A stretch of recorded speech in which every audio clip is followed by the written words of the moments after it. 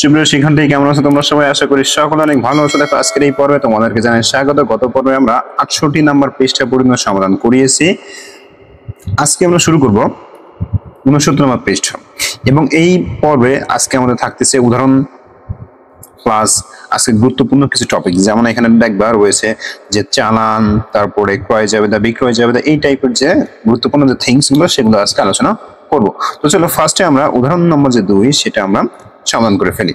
দেখো এখানে বলা হয়েছে কি, আমরা একটু পড়ি যে জনাব শওকত 2017 সালের 1 জুলাই তারিখে নগদ 50,000 টাকা এবং 20,000 টাকা পণ্যদ্রব্য নিয়ে শওকত ট্রেডার্স নামে ব্যবসা শুরু করলেন। উক্ত মাসে তার ব্যবসায় অন্যান্য লেনদেন সমূহ নিচে দেওয়া হলো। তো নিচে এই যে অনেক লেনদেন আমাকে দেওয়া রয়েছে, আমাকে এটাকে কি করতে হবে? সাধারণ জাবেদায় লিপিবদ্ধ করতে হবে। তো ফার্স্ট আমরা খেয়াল করি যে 1 তারিখের লেনদেনটা কি হবে একটু খেয়াল করি।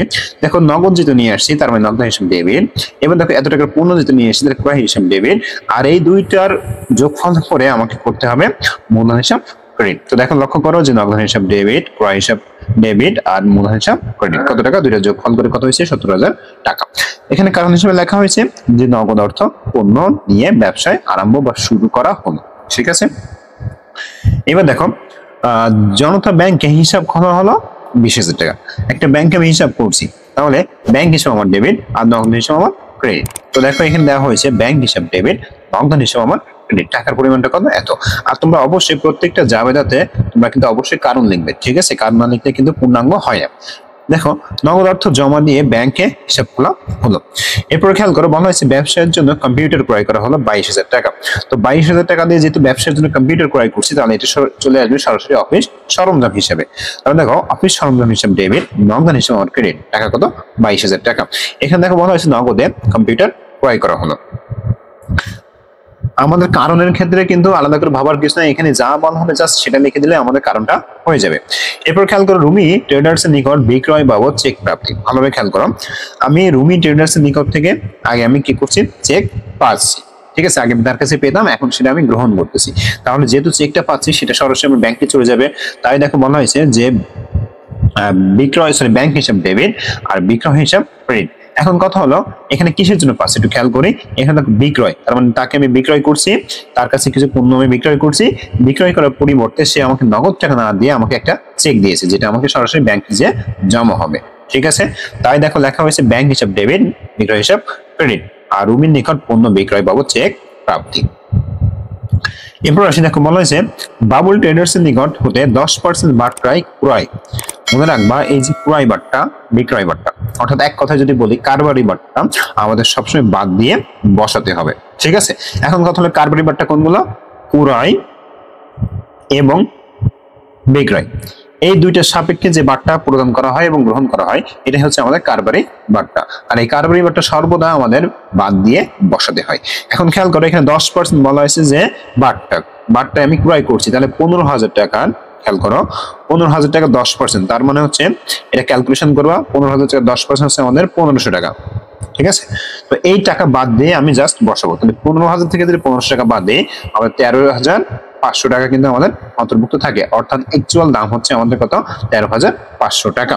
তাহলে দেখো যেহেতু আমি ক্রয় করছি বাট্টায়, তাহলে এখন খেয়াল করে এখানে যে ক্রয় হিসাব আমার ডেবিট, তারপরে পাওনাদার হিসাব, যেহেতু আমাদের নাম দেওয়া রয়েছে যে বাবুল ট্রেডার্স, যেহেতু নাম দেওয়া রয়েছে সেহেতু পাওনাদার হিসাব আমাদের ক্রেডিট। কত টাকা? 13,500 টাকা। আর আরেকটা জিনিস তোমাদেরকে আমি বলে দেই, এই যে বাট্টা, ক্রয় বাট্টা বলো বা বিক্রয় বাট্টা বলো, প্রদত্ত বাট্টা বলো, প্রাপ্ত বাট্টা বলো, এটা কিন্তু জাবেদার ভিতরে অন্তর্ভুক্ত হয় না। ঠিক আছে, এরপর দেখো আমি এখানে দিয়ে দিয়েছি যে কারণ হিসেবে যে 10% বাট্টায় বাকিতে পণ্য ক্রয় করা হলো।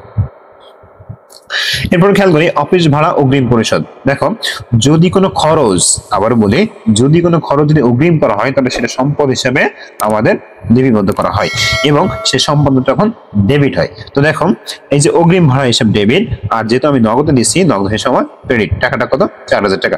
এখানে লিখে দিলাম যে অফিসের ভাড়াটা আমি অগ্রিম পরিশোধ করতেছি। এরপর আসি 15। দেখো 15তে বলা হয়েছে বাবুল ট্রেডার্স এর নিকট পণ্য ফেরত পাঠানো হলো। তার মানে যে বাবুল ট্রেডার্স এর নিকট, অর্থাৎ আমি যে একটু ক্রয় করছিলাম, একটু খেয়াল করো এই যে ক্রয় করছিলাম 10% বাট্টা আমি ক্রয় করছিলাম, তার এখানে আমি কি করছি 1000 টাকার পণ্য আমি কি করছি ফেরত পাঠাচ্ছি। এবং দেখো ব্র্যাকেটে আমার একটা কথা বলা হয়েছে যে এটা বাট্টা বাদে, অর্থাৎ কোনো রকম বাট্টা ছাড়া, তার মানে এখানে বাট্টার কোনো কিছু আসবে না। তাহলে দেখো ফেরত পাঠালে সেক্ষেত্রে আমাদের কি হবে, দেখো পাওনাদার হিসেবে আমার ডেবিট, ক্রয় ফেরত হিসেবে আমার ক্রেডিট। টাকাটা কত 1000 টাকা, যেহেতু আমাদের বাট্টা বাদে বলা হয়েছে যার ফলে এক্স্যাক্টলি যে টাকাটা সেটা আমরা বসিয়ে দিয়েছি। এখানে দিয়ে দিয়েছি যে বাবুলকে পণ্য ফেরত পাঠানো হলো।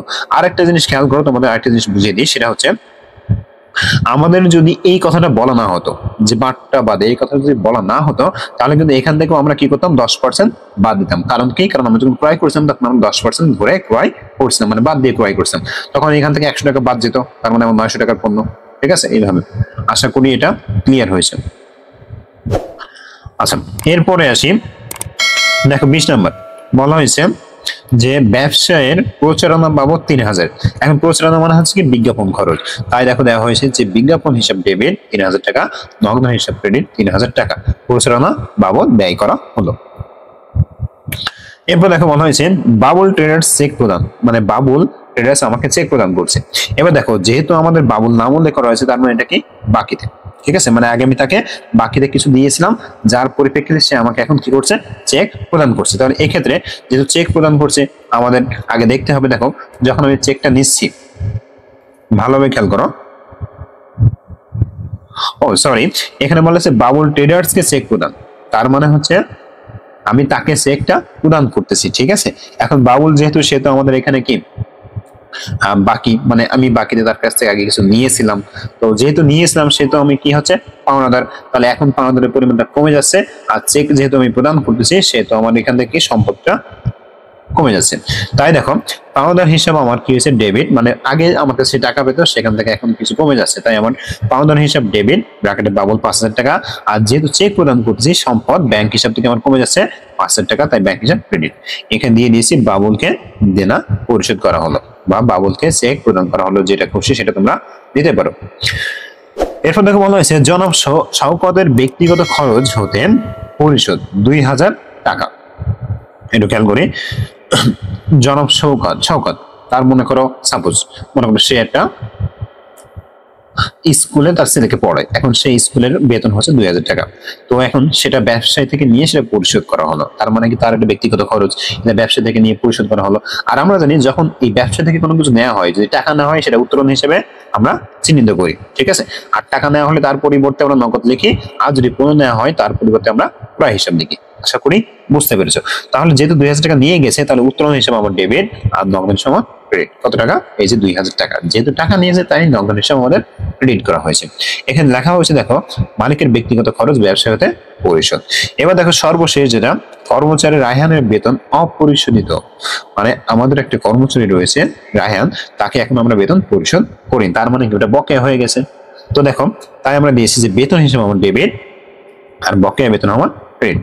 মনে রাখবা যদি কোনো খরচ বকেয়া থাকে তাহলে সেই খরচটা প্রথম ডেবিট হবে, তারপরে ওই খরচের নাম দিয়ে বকেয়াটা আমার ক্রেডিট হবে। তাই দেখো দিয়েছি যে বেতন আমার একটা খরচ, বেতন হিসেবে আমার ডেবিট, আর ওই বেতনটাই আমি জাস্ট আর আগে কি করছি বকেয়াটা যোগ করে আমরা বকেয়া বেতন হিসাব ক্রেডিট করছি। কত টাকা, 3500 টাকা। এখানে দিয়েছি যে রায়হানের বেতনটা অপরিশোধিত রয়েছে, পরে আমরা কি করবো যোগফল নামিয়ে দেবো 1,54,000 টাকা। আশা করি এটা বুঝতে পেরেছ। এবার দেখো আমরা সেবা প্রদানকারী যে প্রতিষ্ঠান রয়েছে সেই প্রতিষ্ঠানে আমরা একটা জাবেদা করবো। ঠিক আছে, তাহলে খেয়াল করি প্রথম যেটা রয়েছে পড়ে ফেলি এবং লক্ষ্য করে আমরা এটা সলিউশন করি। দেখো বলা হয়েছে জনাব পীযূষ কুমার 2017 সালে মার্চ মাসের 1 তারিখে ঢাকার বেইলি রোডে কুমার থিয়েটার নামে একটা ব্যবসা শুরু করেন। 1 মার্চ তারিখে ব্যবসায়ী তিনি 5 লাখ টাকা নিয়ে ব্যবসাটা শুরু করেন, অর্থাৎ ব্যবসা তিনি বিনিয়োগ করেন মানে কি ওই টাকাটা নিয়ে সে ব্যবসাটা আরম্ভ করেন। আর মার্চ মাসে আরো কিছু যে লেনদেন সেগুলো আমার এখানে দেওয়া হয়েছে। আমরা এখন প্রথমটার আগে হিসাবটা করে আসি, যেহেতু এত টাকা বিনিয়োগ করেন তার মানে কি এই টাকাটা আমার ব্যবসায় নিয়ে আসে। নগদ হিসাব আমার ডেবিট, মূলধন হিসাব আমার ক্রেডিট, নগদ হিসাব ডেবিট, মূলধন হিসাব আমার ক্রেডিট। আমি এর কারণটা বলতেছি না, কারণটা এখানে দেওয়া আছে, তোমরা একটু সুন্দরভাবে এটা বুঝে নিবে এবং পড়ে নিবে। এবার আসি নাম্বার 2, থিয়েটার 3 মাসের ভাড়া অগ্রিম পরিশোধ। দেখো আমি একটু আগে বলেছিলাম যদি কোনো খরচ অগ্রিম প্রদান করা হয় সেটা সম্পদ হিসেবে লিপিবদ্ধ করা হয়, তাই দেখো বলা হয়েছে অগ্রিম ভাড়া হিসাব ডেবিট আর নগদ হিসাব ক্রেডিট। কত টাকা, 90,000 টাকা। এরপরে খেয়াল করি থিয়েটারের প্রচারণা বাবদ, তো প্রচারণা মানে হচ্ছে কি বিজ্ঞাপন, বিজ্ঞাপন হিসাব ডেবিট, আর যেহেতু টাকাটা নগদ দিয়েছি নগদ হিসাব ক্রেডিট। আর দেখো বিজ্ঞাপন হিসাব ডেবিট, নগদ হিসাব আমার ক্রেডিট। কত টাকা? 15,000 টাকা। এরপরে আসি থিয়েটারের জন্য চেয়ার টেবিল ক্রয়।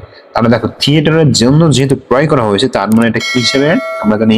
আলমারি, চেয়ার টেবিল, তারপরে ওই যে মেনু ডেস্ক, এগুলো আমরা অফিস যে আসবাবপত্র সেগুলো হিসেবে আমরা চিহ্নিত করে থাকি। তাই দেখো এখানে দিয়েছি যে অফিসের আসবাবপত্র বা শুধুমাত্র আসবাবপত্র হিসেবে ডেবিট, নগদ হিসেবে আমার ক্রেডিট। কত টাকা? 30,000 টাকা। ঠিক আছে, এবার আসি দেখো মঞ্চ নির্মাণ ও সাজসজ্জা বাবদ ব্যয় হয়েছে কত? 50,000 টাকা। মানে আমি যে মঞ্চটা, আমার যে মঞ্চটা তৈরি করতে চাইছি সেখানে আমাদের সাজসজ্জা মানে সাজিয়েছি, বিভিন্ন সুন্দর করে সাজিয়েছি, সেই মঞ্চটা তৈরি করছি, এটার বাবদ খরচ হয়েছে। তো সেক্ষেত্রে আমার কি মঞ্চ ও সাজসজ্জা খরচ হিসেবে আমার ডেবিট 50,000 টাকা, নগদ হিসাব ক্রেডিট আমার 50,000 টাকা। আশা করি এটা বুঝতে পেরেছো। কোন রকম খরচ যেমন সাধারণ খরচ হতে পারে, আমি আপ্যায়ন খরচ হতে পারে, এই খরচগুলো আমার ডেবিট হয়। এবার দেখো শিল্পী ও কলা কৌশলীদের আপ্যায়ন খরচ, যে বলতে না বলতে চলে আসছে, তাহলে যেহেতু আমরা আপ্যায়ন করছি তাহলে এখানে আপ্যায়ন খরচ আমার ডেবিট, নগদ হিসেবে আমার ক্রেডিট। কত টাকা? 2,000 টাকা। এরপরে আসি থিয়েটারের নাটক প্রদর্শনের টিকিট বিক্রয়। দেখো এটা হচ্ছে কিন্তু আমার একটা সেবামূলক প্রতিষ্ঠান। ঠিক আছে, আবার বলি, এটা হচ্ছে আমার একটা সেবামূলক প্রতিষ্ঠান। আমি এই সেবা প্রদান করে টাকাটা অর্জন করি। তাহলে দেখো এখানে বলা হচ্ছে টিকিট বিক্রয় করছি, তাহলে টিকিট বিক্রয় করে আমার কি হচ্ছে? আমার আয় হচ্ছে, ইনকাম হচ্ছে। তাই আমি দেখো দিয়েছি যে নগদ হিসাব ডেবিট, আর যেহেতু ফার্স্টেই বলে নিয়েছি এটা একটা সেবামূলক প্রতিষ্ঠান তাই আমি দিয়েছি সেবা আয় হিসাব ক্রেডিট। ঠিক আছে, তোমরা কিন্তু অনেকে এই জায়গায় ভুল করবে যে কি দিবে, যে নগদ হিসাব ডেবিট আর বিক্রয় হিসাব ক্রেডিট। বিক্রয় হিসাব দেওয়া যাবে না, কেন? কারণ দেখো আমাদের এখানে প্রথমে উল্লেখ করে দিয়েছে যে এটা একটা কি প্রতিষ্ঠান? সেবা প্রদানকারী প্রতিষ্ঠান। মানুষের সেবা দিয়ে আমাদেরকে কি টাকা অর্জন করা হয়। ঠিক আছে, এবার খেয়াল করি শিল্পীদের সম্মানী প্রদান করা হলো। তাহলে আমার যে মঞ্চ, এই মঞ্চে যে শিল্পীগুলো আসছে তাদেরকে আমি কিছু সম্মান দিয়েছি। তো যেহেতু সম্মান দিয়েছি, কাউকে তার পারিশ্রমিক বাবদ কিছু দিলে তাকে সেটা খরচ হিসেবে দেখানো হয়। তাই দেখো এখানে দিয়েছি যে সম্মানী ব্যয় হিসেবে আমার ডেবিট আর নগদ হিসেবে আমার ক্রেডিট। কত টাকা? 25,000 টাকা। এবার দেখো বলা হয়েছে ইলেকট্রিক বিল। আমি যে এত কিছু করলাম, যে আমার যে কলা কৌশলী বা শিল্পী তারা যে আসলো, তারা যে নাটক করলো বা যাই করুক না কেন, সেখানে আমার যে বিদ্যুৎ বিলটা আসছে, সবকিছু সাজিয়ে গুজিয়ে সবকিছু করার ক্ষেত্রে আমার যে বিদ্যুৎ বিলটা আসছে সেটা হচ্ছে বলা হয়েছে বিদ্যুৎ বিল পাওয়া গেল। মনে রাখবা বিদ্যুৎ বিল পাওয়া গেল মানে হচ্ছে সে টাকা তোমাকে দিতে হবে। ঠিক আছে, সে টাকা তোমাকে দিতে হবে, মানে তুমি আগে সে টাকাটা দেওনি, তোমার রয়ে গেছে। সাপোজ যদি আমরা একটু ক্লিয়ার করে বলি, মনে করো মার্চ মাসে তুমি 100 ইউনিট বিদ্যুৎ ব্যবহার করছো, যার দাম আসছে আমার 500 টাকা, সাপোজ ধরে নিলাম। আর এই 500 টাকা মার্চ মাসে দেওয়ার কথা, শেষে তোমার দেওয়ার কথা, কিন্তু তুমি মার্চ মাস শেষ হয়ে গেছে, এপ্রিল মাসও শেষ হয়ে গেছে, তুমি এখনো এটা দেওনি। তো ওই এপ্রিল মাসের শেষে তোমার কি করছে, যে এই বিলটা আবারও তোমার কাছে নিয়ে আসছে, যে এই বিলটা আবার তোমার কাছে নিয়ে আসছে, যে 500 টাকা আপনার রয়ে গেছে, আপনি এখন দেননি, তার মানে আপনাকে দিতে হবে।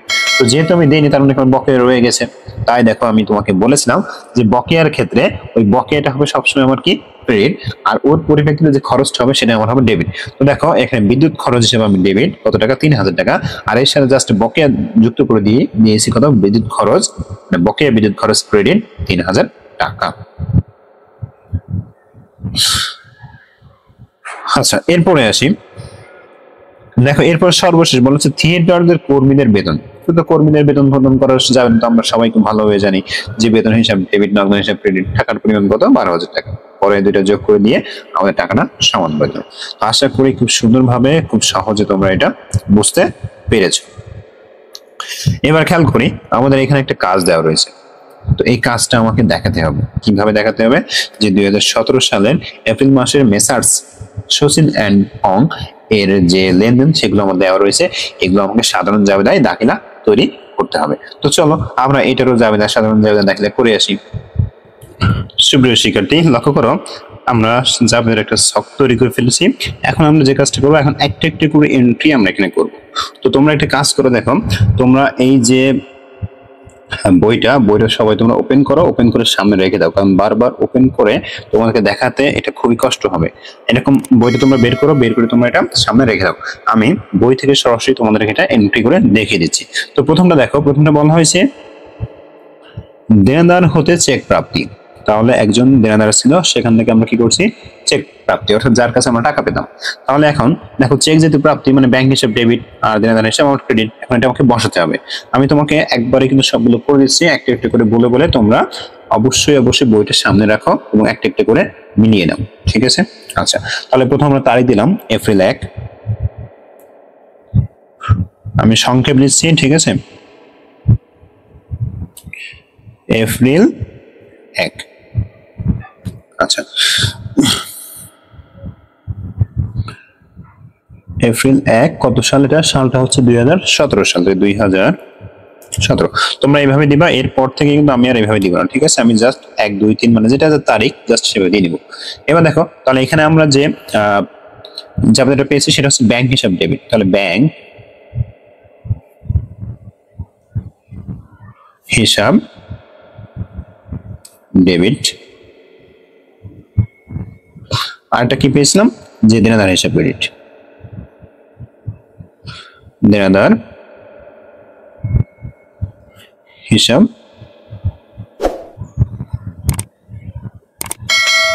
ক্রেডিট, ঠিক আছে? এখন জাস্ট এখানে কারণ লিখবো, তো কারণটা কি লিখবো? কারণ লিখবো হচ্ছে দেনাদার হতে চেক প্রাপ্তি, তাহলে এখন দেনাদার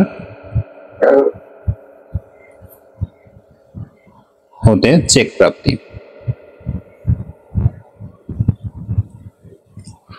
ঠিক আছে? এবার চলো আমরা টাকার পরিমাণটা বসিয়েছি। এখন টাকার পরিমাণ হচ্ছে আমাদের 8,000 টাকা।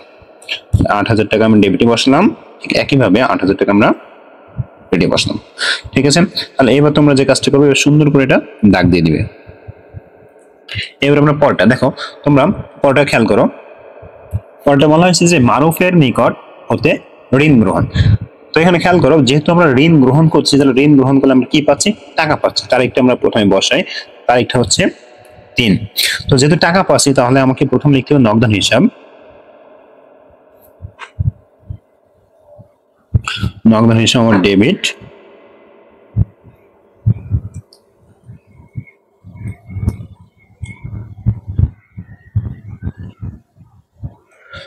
এবার দেখো আমাকে বলা হয়েছে মারুফের নিকট হতে ঋণ গ্রহণ। তো যেহেতু মারুফের নিকট আমি ঋণ গ্রহণ করছি, মারুফ কিন্তু নামটা আমার উল্লেখ করে দিয়েছে, তার মানে ওই নামটা আমার কি, যেহেতু উল্লেখ করে দিয়েছে, তাহলে আমরা এখানে ডিরেক্টলি লিখবো যে পাওনাদার হিসাব, ঠিক আছে? আমরা ঋণ গ্রহণ করলে কি হয়, পাওনাদার হিসেবে আমরা আখ্যায়িত করি, ঠিক আছে?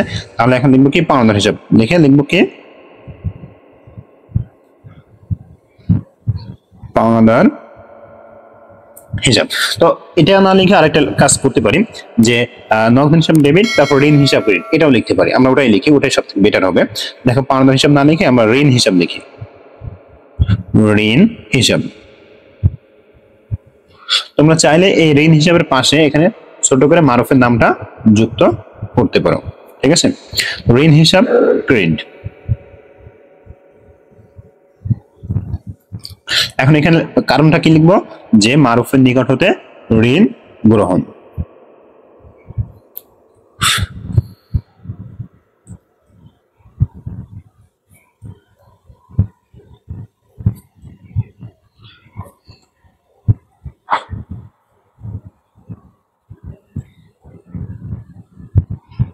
ঋণ গ্রহণ, ঠিক আছে? মারুফের নিকট হতে ঋণ গ্রহণ আমরা লিখে দিয়েছি এখানে, জাস্ট একটু মারুফ। আচ্ছা, এবার আমরা টাকার পরিমাণটা বসাবো। টাকার পরিমাণটা কত? টাকার পরিমাণ হচ্ছে আমাদের 20,000 টাকা। তাহলে ডেবিট বরাবর আমরা এখানে 20,000 টাকা বসিয়ে দিলাম, ঠিক একইভাবে ক্রেডিট বরাবর আমরা কি করলাম, 20,000 টাকা বসিয়ে দিলাম, ঠিক আছে? আশা করি এটা তোমরা বুঝতে পেরেছো। এবার আমরা এটা ক্লোজ করে দিব, ক্লোজ করে দিলাম। এবার আসি পরটা, দেখো পরের নাম্বার হচ্ছে 5 নাম্বার। তো 5 নম্বরে কি বলা হয়েছে? 5 নম্বরে বলা হয়েছে আন্তঃফেরত, ঠিক আছে? কি বলা হয়েছে? আন্তঃফেরত। এখন আগে আমাকে বুঝতে হবে আন্তঃফেরতটা মানে কি। আমাদের ফেরত কিন্তু দুই প্রকার হয়, একটা হচ্ছে আন্তঃফেরত আর একটা হচ্ছে কি বহিঃফেরত।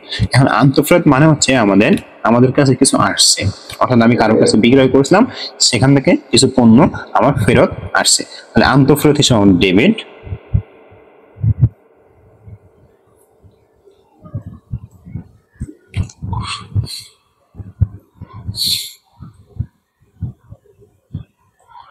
আন্তঃফেরত হিসেবে আমার ডেবিট,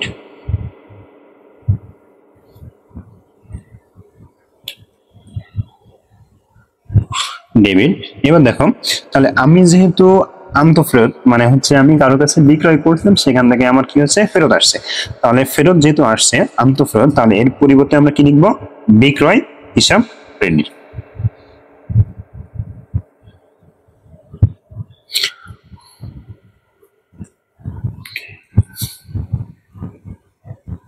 বিক্রয় হিসাব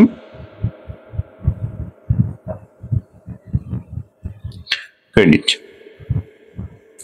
তো দেখো এখানে আন্তঃফেরত হিসাব ডেবিট, দেনাদার হিসাব ক্রেডিট। আমি মিস্টেক করছি, সেটা হচ্ছে বিক্রয় বলে ফেলছি। আসলে এই যে আমাদের বিক্রয় করা হয় এটা হচ্ছে বাকিতে, আর বাকিতে বিক্রয় করার পরিপ্রেক্ষিতে যখন ফেরত আসে সেটাও আমাদের ঠিক আগের মতোই, মানে অর্থাৎ বাকিতে, অর্থাৎ আমাদের ফেরত আসলে সেটা আমাদের দেনাদার হিসাবটা কমে যাবে। আগে তার কাছে যত টাকা পেতাম এখন সেটা পরিমাণটা কমে যাচ্ছে, এটাই। তো আন্তঃফেরত হিসাব হলো আমাদের ডেবিট আর দেনাদার হিসাব ক্রেডিট। আর যখন বই ফেরত হবে তখন কিন্তু আমাদের পাওনাদার আর হচ্ছে আমাদের কি আসবে? বই ফেরত। ঠিক আছে, এটা একটু মনে রাখবা। এবার দেখো তাহলে এখানে লিখবো, এখানে কারণ হিসাবে লিখবো যে আন্তঃফেরত, জাস্ট এইটুকু, যা দেওয়া আছে তাই। ঠিক আছে, তোমরা বইটা অবশ্যই খেয়াল করবা। এবার দেখো টাকার পরিমাণটা কত? টাকার পরিমাণ হচ্ছে 500 টাকা। তাহলে এই যে 500 টাকা আমি বসিয়ে দিলাম। তো দেখো আমাদের এটা হয়ে গেল, আমরা এটা ক্লোজ করে দিলাম।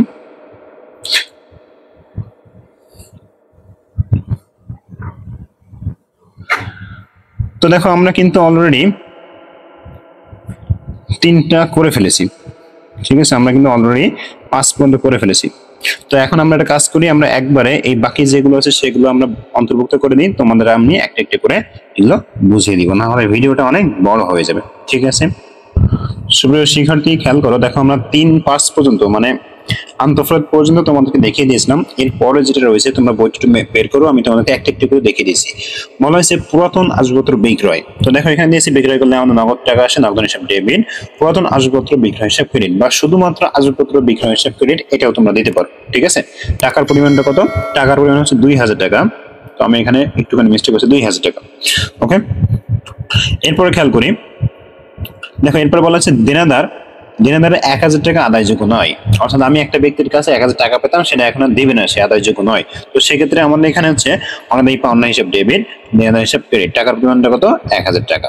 ঠিক আছে, আমি কিন্তু কারণ নিচে লিখে দিয়েছি, যার কারণে কারণ কিন্তু আর আমি পড়ে শোনাচ্ছি না।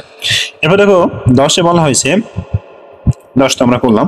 এরপর দেখো 12-এ বলা হয়েছে ব্যাংক কর্তৃক প্রদেয় বিলে অর্থ পরিশোধ। অর্থাৎ আমার একটা বিল ছিল যেটা আমি দেইনি, সেটা ব্যাংক থেকে পরিশোধ করে দিয়েছে। তো সেক্ষেত্রে প্রদেয় বিল হিসাব ডেবিট, আর ব্যাংক থেকে যেহেতু পরিশোধ করে দিয়েছে ব্যাংক হিসাব আমার ক্রেডিট। কত টাকা? 3000 টাকা। এরপর দেখো 15-তে বলা হয়েছে অফিসের জন্য চেয়ার টেবিল ক্রয়। আমরা জানি চেয়ার টেবিল বা কোনো ডেস্ক বা কোনো মানে অফিসের জন্য যেগুলো তো আমাকে মূলত লাগে, যেমন চেয়ার টেবিল ডেস্ক, এগুলো যদি ক্রয় করি তাহলে এগুলোকে আমরা আসবাবপত্র বলে থাকি। তাই দেখো দিয়েছি যে আসবাবপত্র হিসাব ডেবিট, আর এরপর দেখো নগদ হিসাব ক্রেডিট। টাকার পরিমাণ কত? 7000 টাকা। এরপরে আসে দেখো 18-তে বলা হয়েছে বিনিয়োগের সুদ আদায় হলো। মানে আমি একটা জায়গায় বিনিয়োগ করছিলাম, মনে করেন 10,000 টাকা বিনিয়োগ করছিলাম, সেখান থেকে আমার কিছু পরিমাণ সুদ দেওয়া হয়েছে, আমাকে আদায় করা হয়েছে, মানে আমি আদায় করছি। তো এই ক্ষেত্রে আমার দেখো বিনিয়োগের সুদ হিসাব ডেবিট, মানে আমি বিনিয়োগের উপর সুদ পেয়েছি, আর বিনিয়োগের সুদ আয় হিসাব ক্রেডিট। ঠিক আছে, তাহলে এটা ডেবিট, এটা ক্রেডিট। এরপর আসি 20-এ, দেখো বলা হয়েছে প্রাপ্য কমিশন 600 টাকা। তো দেখো এখানে প্রাপ্য কমিশন মানে কি? আমি কমিশন পাচ্ছি, তাই দেখো প্রাপ্য কমিশন ডেবিট, আর কিসের উপর পাচ্ছি? কমিশন, আর ওটা কি? আমার আয়। এই কমিশন আয় হিসাব আমার ক্রেডিট। কত টাকা? 600 টাকা।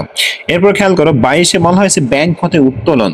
তো ব্যাংক হতে যখন উত্তোলন করা হয় তখন সেটা ব্যাংকে মানে ব্যবসার জন্যই করা হয়, যার কারণে নগদান হিসাব ডেবিট, ব্যাংক হিসাব ক্রেডিট। কত টাকা? 4000 টাকা। এবার দেখো আমাদের বাকি যে দুইটা রয়েছে 25 এবং 30, সেটা আমাদের জায়গা সংকটের কারণে আমরা করতে পারিনি। আমি তোমাদেরকে উপরে পড়িয়ে দিয়েছি, সবাই সাদাই থাকো। তো সুপ্রিয় শিক্ষার্থী দেখো বাকি দুইটাও আমি এখানে নিয়ে আসছি। তো বাকি দুইটা কি কি ছিল আমরা একটু বইটা বের করে দেখে নিই। দেখো 25 যেটা, সেটা ছিল বলা হয়েছে যে, এটা কিন্তু খুবই গুরুত্বপূর্ণ, আমি আবার বলি এটা খুবই গুরুত্বপূর্ণ, ভালোভাবে বুঝতে হবে। 25 যেটা ছিল সেটা বলা হয়েছে যে আমি পাওনাদারকে পরিশোধ করতেছি কত টাকা? 6500 টাকা। তো এই 6500 টাকা যখন আমি পরিশোধ করতেছি, তার পরিপ্রেক্ষিতে আমি 500 টাকা কি পাচ্ছি? বাড়টা পাচ্ছি। তো তার মানে আমি এক্স্যাক্টলি পরিশোধ করতেছি কত টাকা? পাওনাদারকে 7000 টাকা পরিশোধ করতেছি। যখন আমি তাকে 7000 টাকা পরিশোধ করতেছি, তখন সে বলছে ঠিক আছে তুমি 500 টাকা নাও, তোমাকে 500 টাকা ডিসকাউন্ট দিলাম। ঠিক আছে, তাই মূলত এখানে বলা হয়েছে। তাই দেখো এখানে দিয়েছি যে পাওনাদার হিসাব ডেবিট, পুরো টাকাটা 7000 টাকা। এবার আমি বাড়টা পাচ্ছি কত টাকা? 500 টাকা, সেটা আমার ক্রেডিট। এবার হচ্ছে আমার টাকা এক্স্যাক্টলি দিতে হচ্ছে কত 6,500 টাকা, সেটা হচ্ছে আমাদের ক্রেডিট। তার মানে আমাদের পাওনার হিসাব ডেবিট 7,000 টাকা, প্রাপ্ত বার্তা আমাদের ক্রেডিট 500 টাকা, আর ব্যাংক হিসাব ক্রেডিট 6,500 টাকা। এটা কিন্তু প্রাপ্ত বার্তা, ঠিক আছে। আচ্ছা, এবার দেখো সর্বশেষ যেটা বলা হয়েছে যে আদ্রপত্রের উপরে অবশ্যই ধার্য করা হলো। আর অবশ্যই ধার্য করা হলে এটাই হচ্ছে জাবেদা যে অবশ্যই হিসাব ডেবিট, পুঞ্জীবিত অবশ্যই হিসাব ক্রেডিট। কত টাকা? 800 টাকা। এরপরে আমরা দেখো পুরোটা যোগ করে এখানে 56,900 টাকা বসেছে, তোমরা একটু যোগ করে দেখবা, ঠিক আছে। আশা করি এটা নিয়ে তোমাদের আর কোনো সমস্যা নেই। তো লক্ষ্য করো, আমরা এখানকার যে কাজটা ছিল সেটা খুব সুন্দরভাবে সমাধান করলাম। এবার আমরা চলে আসি ক্রয় জাবেদা। ক্রয় জাবেদাটা কি বলা হয়েছে? বিক্রয়ের উদ্দেশ্যে প্রতিষ্ঠানে যা ক্রয় করি তাই হচ্ছে পণ্য, আর এই পণ্য ক্রয়ে নগদে বা বাকিতে উভয় ধরনের হতে পারে। বাকিতে ক্রয়কৃত পণ্য ক্রয় জাবেদায় লিপিবদ্ধ করা হয়। চালানোর উপর ভিত্তি করে ক্রয় জাবেদা প্রস্তুত করা হয়। নিচে চালানো ক্রয় জাবেদার নমুনা দেখানো হলো। তার মানে কি বুঝলাম? যে ক্রয় জাবেদা হচ্ছে বাকিতে যে ক্রয়গুলো করবো সেগুলো হচ্ছে আমাদের ক্রয় জাবেদার ভিতরে অন্তর্ভুক্ত হবে। আর দেখো এখানে নিচে আমাদের একটা চালান দেওয়া রয়েছে, এটা তোমরা একটু দেখে নিবা, ঠিক আছে। এর আগেও আমরা দেখিয়েছি, তোমরা আবারও দেখে নিবা। এবার দেখো ক্রয় জাবেদাটা আমরা একটু খেয়াল করি। ক্রয় জাবেদার ছক হচ্ছে প্রথম তারিখ, তারপর ক্রেডিট হিসাব খাত, ঠিক আছে। ক্রয় করলে যে ক্রেডিট হিসাব খাতটা আসে সেটা, তারপর দেখো শর্ত, চালান নম্বর, সূত্র, ক্রয় হিসাব, পাওনার হিসাব। যেহেতু আমরা এখানে বাকিটা অন্তর্ভুক্ত করা হয় সেহেতু আমরা বাকি যে জাবেদা সেটা আমরা এখানে অন্তর্ভুক্ত করব, ঠিক আছে। এবার লক্ষ্য রাখি এখানে ক্রেডিট হিসাব খাত কোনটা? আমরা জানি ক্রয় হিসাব ডেবিট হয়, নগদ হিসাব ক্রেডিট হয়। এখন যখন বাকিতে ক্রয় করি তখন ক্রয় হিসাব ডেবিট হয়, আর যে ব্যক্তির কাছ থেকে মূলত ক্রয় করি সেই হিসাবটা ক্রেডিট হয়। তো সেটা জাস্ট এখানে বসাতে হবে। এবার শর্তটা কি? শর্ত আমার দেওয়া থাকবে যে 2/10, অর্থাৎ কি 10 দিনের মধ্যে যদি আমি পরিশোধ করি 2% বার্তা পাবো, আর 30 দিনের মধ্যে আমাকে অবশ্যই পরিশোধ করতে হবে। এটা জাস্ট তোমাকে দেওয়া থাকবে, তুমি জাস্ট শর্তের ঘরে এটা বসিয়ে দিবে। চালান নম্বর দেওয়া থাকলে সেটা বসিয়ে দিবে, আর সূত্রের ঘরে সবসময় টিক চিহ্ন প্রদান করবে, ঠিক আছে। এইভাবে করার পরে তারপরে এখান থেকে আমাকে কি করতে হবে? যোগ করে বসাতে হবে। যখন আমরা সরাসরি ক্রয় বিক্রয় জাবেদা করব তখন এটা আরো বিস্তারিত ভাবে আমরা আলোচনা করব। এবার দেখো বিক্রয় জাবেদা ঠিক একইভাবে, বিক্রয় শর্ত, বিক্রয় শর্তটা কিন্তু আমি একটু আগে বলেলাম, তোমরা পড়ে নিবা তাহলে আরো বুঝতে পারবে। এবার আসি বিক্রয় জাবেদা। বিক্রয় জাবেদা কি? যে বাকিতে যদি আমি বিক্রয় করি সেগুলো আমার এখানে অন্তর্ভুক্ত হবে। তাহলে এটা দেখে নিই, তারিখ, ডেবিট হিসাব কার্ড, চালান নম্বর, সূত্র, আর ওই যে জাবেদাটা, ঠিক আছে। এখানে ঠিক একইভাবে অন্তর্ভুক্ত হবে, তোমরা করে ফেলবা। এবার দেখো আমাদের এখানে একটা কাজ দেওয়া রয়েছে। এই কাজে আমাদেরকে কি বলা হয়েছে খেয়াল করি। বলা হয়েছে শাহজাহান স্টোর্স ঢাকার কারওয়ান বাজারের একটি পাইকারি ব্যবসায়ী প্রতিষ্ঠান। উক্ত প্রতিষ্ঠানে 2017 সালের নভেম্বর মাসের কতিপয় কিছু লেনদেন আমার এখানে দেওয়া রয়েছে। নভেম্বর 1, 5, 8, 12, 15, 20 বলা হয়েছে এই যে তহবিল মানে এই যে তথ্যাবলী, এই তথ্যাবলীতে আমাকে দুইটা জাবেদা প্রস্তুত করতে হবে। একটা হচ্ছে ক্রয় জাবেদা আর একটা হচ্ছে বিক্রয় জাবেদা। তো সুপ্রিয় শিক্ষার্থী, আমরা আজকের ক্লাসটা এই পর্যন্ত রাখতেছি। এর পরের ক্লাস আমরা শুরু করব এখানকার এই যে কাজ দিয়ে, এই কাজ দিয়ে, ঠিক আছে। এবং পূর্ণাঙ্গভাবে এখানকার তোমার যে ক্রয় জাবেদা, বিক্রয় জাবেদা এগুলো বুঝিয়ে দেওয়ার চেষ্টা করব, ঠিক আছে। সবাই ভালো থাকো, সুস্থ থাকো এবং আমাদের চ্যানেলের সঙ্গেই থাকো। ধন্যবাদ সবাইকে।